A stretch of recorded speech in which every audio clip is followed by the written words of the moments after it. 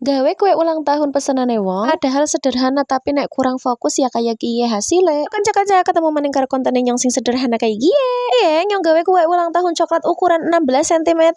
Aktifnya sederhana teh ya. Nane ora dadakan nemen. Tapi bisa-bisanya nyong salah ukuran. Salah model juga. Terus pas digawe ya kuwi mencong-mencong. Akhirnya dihapus.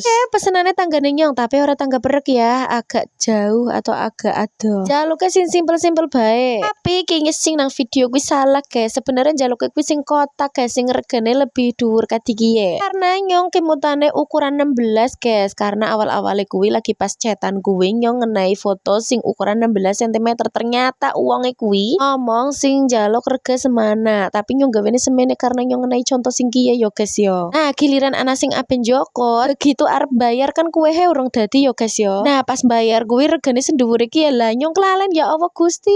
Kiye apa maning nyong nulis juga besuk coklatnya terlalu adoh ki dislupne bae nang dhuwur kayak gitu terlalu adoh dadine nyong gawe namane kuwi agak mencong. Kiye kurang fokus apa kurang kerjaan apa kakean kerjaan sebenarnya guys. Nek misale wes kayak gie kuwi dihapus napa angel ki mencong kayak gie guys.